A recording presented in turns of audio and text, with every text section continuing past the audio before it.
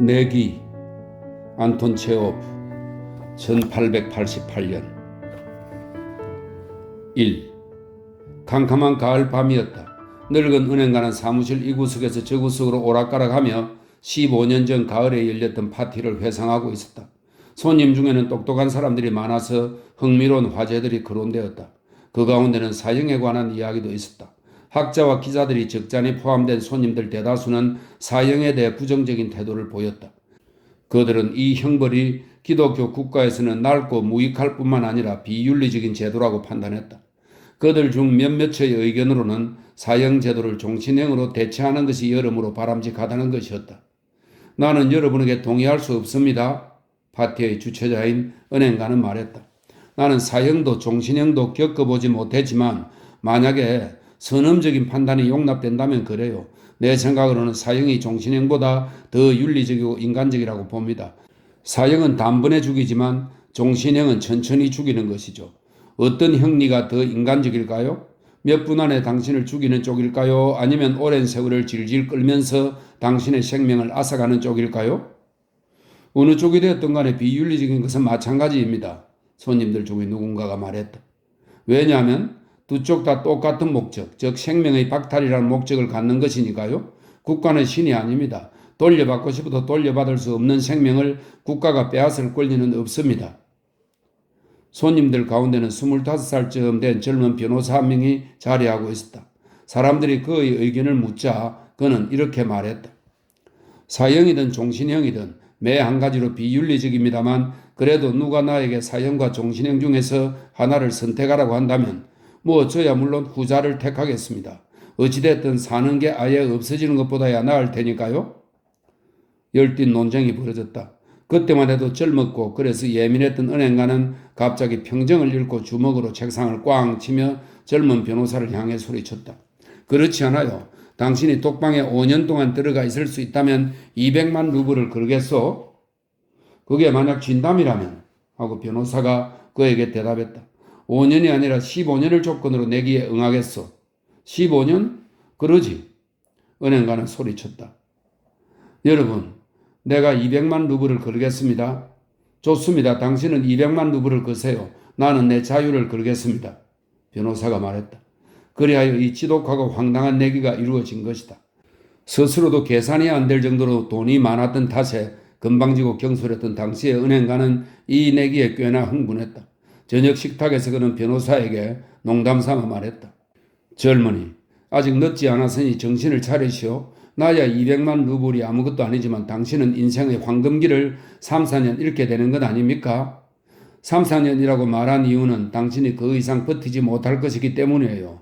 운 나쁜 젊은이, 또한 잊지 말아야 할 것은 스스로 택한 강금은 강제적인 강금보다 훨씬 더 힘들다는 점이요. 매 순간 당신이 독방에서 자유롭게 나갈 권리를 갖고 있다는 생각이 당신의 존재 전체에 독을 퍼뜨릴 겁니다. 난 당신이 불쌍해요. 그리고 지금 은행가는 방을 이리저리 오가며 이 모든 것을 돌이켜보고는 스스로에게 물었다. 무엇 때문에 이런 내기를 했을까? 변호사가 인생의 15년을 잃고 내가 200만 루블을 얻는 것이 어디에 쓸모가 있는 일인가? 그것이 사형이 종신형보다 낫거나 나쁘다는 것을 사람들에게 증명할 수 있을까? 아니야. 정신 나간 짓이야. 나로 말하면 권태에 지친 인간의 변덕이었고 그 변호사로 말하면 순전히 돈에 대한 갈망이었을 뿐이지. 그는 계속해서 그날 저녁 이후에 있었던 일을 떠올렸다. 변호사는 은행가의 집 정원에 지어진 바깥채 중 하나에서 엄중한 감시 속에 감금되도록 결정되었다. 또한 그에게는 15년 동안 바깥채의 문턱을 넘을 권리, 살아있는 사람들을 보거나 목소리를 들을 권리, 그리고 편지나 신문을 받아볼 권리를 박탈한다는 조건이 붙었다. 악기를 지니고 있거나 책을 읽고 편지를 쓰는 일, 그리고 술을 마시고 담배를 피우는 것은 허용되었다. 조건에 따르면 그가 외부 세계와 가질 수 있는 유일한 접촉은 이 내기를 위해서 특별히 만들어진 작은 창문을 통하여 그것도 말없이 이루어지도록 되어 있었다. 책이든 악보든 술이든 그가 필요로 하는 모든 것들은 메모지에 쓰기만 하면 무한정 공급받을 수 있지만 반드시 창문을 통해야만 했다. 계약서는 완벽한 독방 감금이 되게끔 구석구석까지 면밀하게 검토되었으며 이에 따라 변호사는 정확히 1870년 11월 14일 12시부터 시작하여 1885년 11월 14일 12시까지 감금되도록 되어 있었다.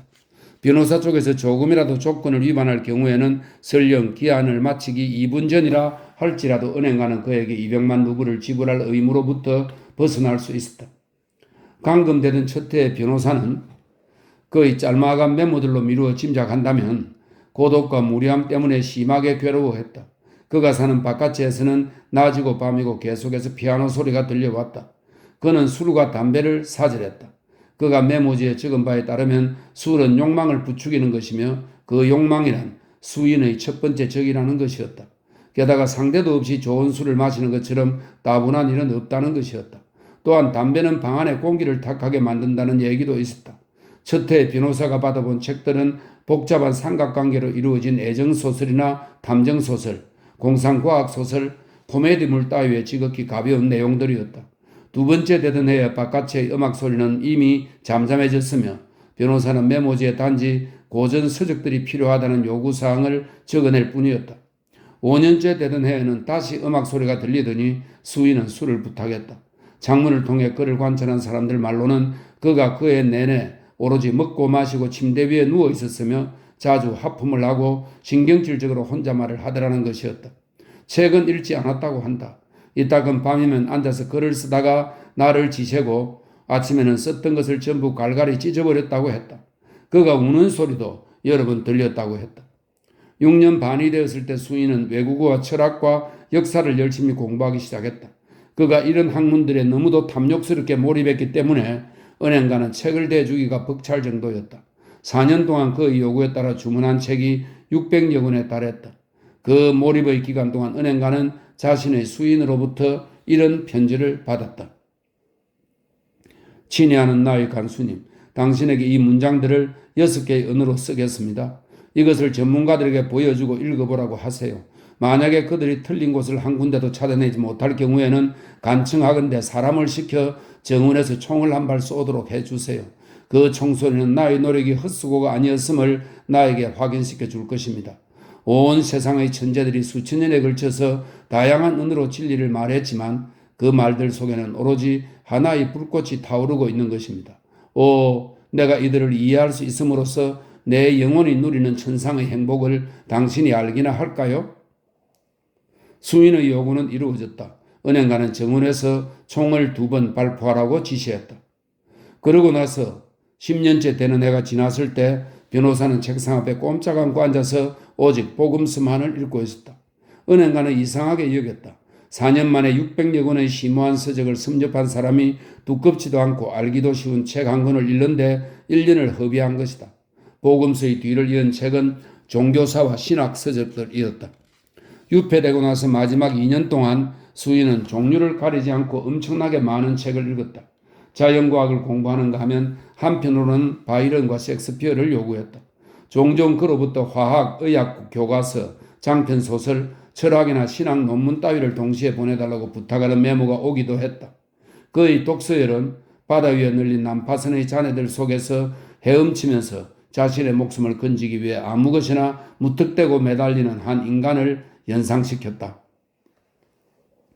2. 노 은행가는 이 모든 것을 회상하며 생각했다. 내일 12시에 그는 자유를 얻을 것이다. 약속한 대로 나는 그에게 200만 루블을 지불해야 한다. 그러나 내가 돈을 주면 모든 게 끝난다. 나는 여지없이 파산할 것이다. 15년 전만 해도 그에게는 계산이 안 될 만큼 많은 돈이 있었지만 지금은 스스로에게 묻기가 두려웠다. 자신의 돈과 빚 중에 어느 쪽이 더 많을까? 아슬아슬한 주식 노름, 도박과 다름없는 투기에 대한 열정은 나이가 들어서도 버릴 수 없었고 그로 인해 그의 사업은 조금씩 기울었다. 그리하여 대담하고 자신만만한 갑부는 이자율이 조금이라도 오르내리락 할 때마다 부들부들 떠는 이류 은행가로 전락하고 말았다. 망할 놈의 내기야. 노인은 두 손으로 머리를 감싸며 절망적으로 중얼거렸다. 이 인간은 왜 죽지 않았을까? 이자는 아직 40살밖에 안 됐어. 이자는 나의 마지막 재산을 가져가서 결혼도 하고 주식 투자도 하면서 인생을 즐기겠지? 그런데 나는 거지처럼 선망에 찬 눈으로 그를 바라보며 그가 날마다 되풀이하는 말을 듣게 될 거야. 나는 당신에게 내 인생의 행복을 빚졌습니다. 그러니 당신을 도와주게 해주세요. 아니야, 이건 너무해. 부도와 파산을 면할 수 있는 유일한 길은 이 인간이 죽어지는 것뿐이야. 시계 종이 3시를 알렸다. 은행가는 귀를 기울였다. 집안 식구들은 모두 잠들었고 창문 너머에서 나무들이 추위에 몸을 웅크리며 사각거리는 소리만이 들릴 뿐이었다. 소리를 내지 않도록 주의하면서 그는 15년 동안 한 번도 열린 적이 없었던 문의 열쇠를 내와 금고에서 꺼냈다. 그리고 그는 외투를 입고 집을 나섰다. 정원은 어둡고 추웠다. 비가 내리고 있었다. 매섭고 습기찬 바람이 괴성과 함께 정원을 온통 휩쓸고 다니면서 나무들을 괴롭히고 있었다. 은행가는 눈을 부릅떴지만 땅이고 하얀 석상이고 바깥채고 나무들이고 간에 분간이 되지 않았다. 바깥채가 있는 지점까지 다가온 그는 경비원을 큰 소리로 2번 불렀다. 대답이 없었다. 경비원은 악천후를 피해 부엌이나 온실에서 자고 있는 것이 분명했다. 내게 만약 내 자신의 목적을 수행할 만한 용기가 충분히 있다면, 노인은 생각했다. 누구보다도 경비원이 의심을 받게 될 거야. 그는 어둠 속에서 계단과 문을 더듬더듬 찾아내고는 바깥의 현관으로 들어갔다. 그리고 손으로 더듬어가며 좁은 복도 안으로 살그머니 들어가 성냥을 켰다. 거기에는 아무도 없었다. 누군가의 침대가 시트도 씌워지지 않은 채로 놓여 있었으며 구석에는 철제 난로가 희끄무레하게 보였다. 수인의 방으로 통하는 문에 붙여진 봉인은 멀쩡한 상태 그대로였다. 성냥불이 꺼지자 노인은 흥분에 몸을 떨며 작은 창문을 통해 안을 들여다보았다. 방 안에는 촛불이 어슴푸레하게 타고 있었다. 수인은 책상 앞에 앉아 있었다. 그의 등과 머리카락과 팔이 겨우 보일 뿐이었다. 펼쳐진 책들이 2개의 안락의자와 카펫 그리고 책상 위에 놓여 있었다. 5분이 지났지만 수인은 몸 한 번 뒤척이지 않았다. 15년간의 감금 생활은 그에게 꼼짝도 안 하고 앉아있는 법을 가르쳐 준 것이다. 은행가는 손가락으로 창문을 똑똑 두드렸지만 수인은 미동도 하지 않았다. 은행가는 조심스럽게 문에서 봉인을 뜯어내고 자물쇠 구멍에 열쇠를 집어넣었다. 녹이 쓴 자물쇠는 목신 소리를 냈고 문은 삐걱거렸다. 은행가는 당장 깜짝 놀라 내지르는 비명과 주춤거리는 발소리를 듣게 되리라고 기대했지만 3분이 지났는데도 문 저편에서는 이전처럼 아무 소리가 나지 않았다. 그는 방 안으로 들어가기로 작정했다. 책상 앞에는 여느 인간과는 다른 한 남자가 꼼짝 않고 앉아 있었다. 그것은 살 가죽을 입혀놓고 여자처럼 치렁치렁한 곱슬머리와 더부룩한 턱수염을 따라놓은 해골이었다. 얼굴색은 흙빛을 닮아서 누르스레했고 양볼은 움푹 꺼져 있었으며 등은 길고 가늘었다. 치렁치렁한 머리카락이 달린 머리를 받치고 있는 팔은 어찌나 가냘프고 앙상한지 보기가 역겨울 지경이었다. 그의 머리카락 사이에는 벌써 새치가 드문드문 보였다. 노인처럼 쇠락한 얼굴을 본다면 누구라도 그가 40살밖에 안 됐다는 사실을 믿을 수 없을 터였다. 그는 자고 있었다. 비스듬하게 숙인 그의 머리 앞의 책상 위에는 종이 한 장이 놓여 있었고 거기에 자잘한 글씨로 무언가 씌어 있었다. 불쌍한 인간 하고 은행가는 생각했다. 자고 있구나. 아마도 꿈속에서 100만 루블을 보고 있겠지. 나는 그저 이 산송장을 들어서 침대에 던져놓고 베개로 가볍게 덮어서 누르면 되는 거야. 천하의 전문가라도 피살의 흔적을 찾아내지는 못할걸. 하지만 우선 이자가 여기다 뭐라고 썼나 읽어볼까? 은행가는 책상에서 종이를 집어들고 읽어 내려갔다. 내일 12시에 나는 자유를 얻고 사람들과 교류할 권리를 갖게 된다. 그러나 이 방을 떠나 태양을 보기에 앞서 나는 그대들에게 몇 마디 해줄 필요를 느낀다. 순수한 양심에 따라 그리고 나를 바라보는 신 앞에 맹세코 나는 자유와 생명과 건강을 그리고 그대들의 책 속에서 지상의 축복이라고 불리는 모든 것들을 경멸한다고 그대들에게 단언하는 바이다. 15년 동안 나는 속세의 삶을 면밀하게 연구했다. 내가 땅도 사람도 못 본 것은 사실이다. 하지만 나는 그대들의 책 속에서 향기로운 술을 마셨으며 노래를 불렀고 사슴이며 멧돼지를 쫓아 숲으로 달려들기도 했으며 여인을 사랑하기도 했다.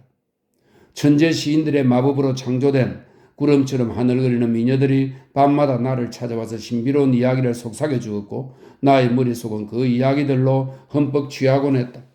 그대들의 책 속에서 나는 앵브루스와 몽블랑의 정상에 올랐으며 거기서 아침마다 태양이 떠오르고 저녁이면 그 태양이 하늘과 대양과 산맥의 정상을 발그레한 황금색으로 물들이는 것을 보았다. 나는 거기서 내 머리 위로 구름을 가르며 번뜩이는 번개를 보았다. 나는 초록빛 숲과 초원을 강과 호수와 도시들을 보았으며 세이렌의 노래와 목동들의 피리 소리를 들었고 나에게로 날아온 아름다운 악마들과 신에 관한 대화를 나누며 그들의 날개를 만져보기도 했다. 그대들의 책 속에서 나는 바닷물을 10년에 몸을 던지기도 했으며 기적을 창조하고 살인을 하고 도시를 불태우고 새로운 종교를 설파하고 완전한 왕국을 정복하기도 했다. 그대들의 책은 나에게 지혜를 가져다 주었다. 지칠 줄 모르는 인간의 사고 능력으로 몇 세기에 걸쳐 이룩해낸 모든 것들이 나의 두개골 속에서 작은 언덕으로 쌓였다. 내가 그대들 누구보다도 현명하다는 것을 나는 안다. 또한 나는 그대들의 모든 책을 경멸한다. 이 세상의 모든 행복과 지혜를 경멸한다. 이 모두가 시시하고 무상하며 신기루처럼 공허하고 기만적인 것이다. 그대들이 아무리 오만하고 현명하고 아름답다고 해도 죽음은 그대들을 마루 밑의 쥐새끼들처럼 지상에서 썰어버릴 것이다. 그리고 그대들의 자손과 역사, 천재들의 불멸의 업적들은 꽁꽁 얼어붙어 버리거나 아니면 지구와 함께 불타 없어질 것이다. 그대들은 분별을 잃고 잘못된 길을 걷고 있다. 그대들은 거짓을 진실로 받아들이고 추악한 것을 미로 받아들이고 있다. 만약에 사과나무나 오렌지 나무에 무슨 일이 생겨서 열매 대신에 개구리나 도마뱀이 열리게 된다면, 혹은 장미꽃이 말의 땀 냄새를 풍기게 된다면 그대들은 놀라지 않을 수 없을 것이다. 마찬가지로 나는 하늘을 땅으로 바꾸어버린 그대들에게 놀라지 않을 수 없다. 나는 그대들을 이해하고 싶지 않다. 나는 그대들의 삶의 방식에 대한 경멸을 표현하기 위해 내가 한때 천국을 꿈꾸듯 갈망했으나 이제는 하찮게 보이는 200만 루블을 거부하겠다.